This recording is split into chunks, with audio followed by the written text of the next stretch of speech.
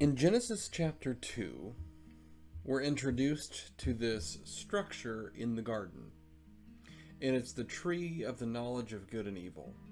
In Genesis chapter 2, verse 17, for instance, God is instructing Adam and Eve, don't eat from this, or you'll surely die. And then the serpent comes in and does his thing, deceives, sin enters the world, and, well, here we are today, right? I've been thinking a lot lately about the why of the tree of knowledge of good and evil, and I can't begin to say, oh, here's what God was thinking, so don't take this time and what I'm saying as like, oh, that must be true. But I think it does make sense if you think about it. So I've been thinking about this idea of the tree of the knowledge of good and evil, and I've been sharing it with people, kind of getting really geeky about the whole thing, and they don't. But I wanted to share this with you because I think it's a good takeaway and something that we can apply to our lives today.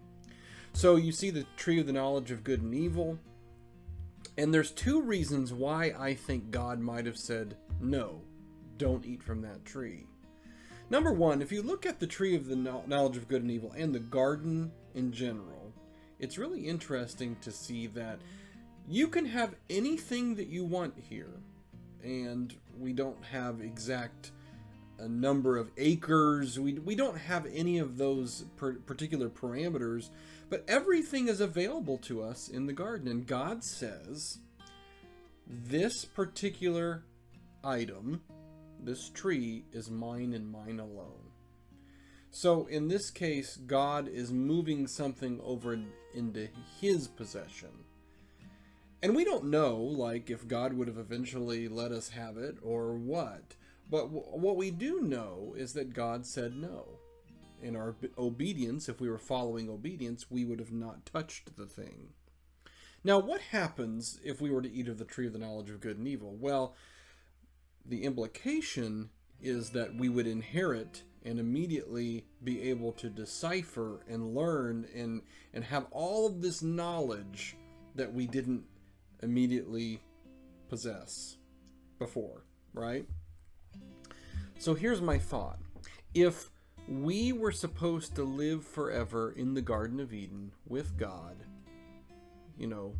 walking with him unashamed and unhindered, I wonder if what was found in the tree would have eventually become ours anyway.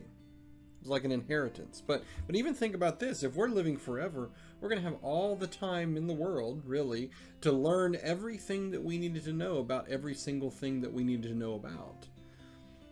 So what we did was we decided that it was a lot more enticing to speed up the process and no, I want to know everything right now. I don't know.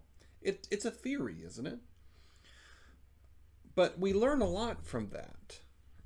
In our lives, I believe that we try to go too fast. We do see like that there is going to be an end time in our lives. So I think that's part of it. Like we want to get things done. Impatience comes from a domino effect, I think, of there being a finite nature to our lives. But I think we tend to lose patience, to be impatient, because we want to be in control. We want to have the say.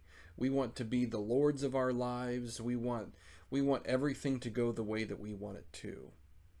And I think that in itself is where the danger occurs. Now, we have set ourselves on the throne instead of God. We have told him that we should be in charge because we know better. We know what the timeline should be. And we make up all kinds of excuses, right? We say, well, it has to happen this way, or because, this just makes sense. I believe that God has ordained it this way. And we even start throwing God under the bus in some ways.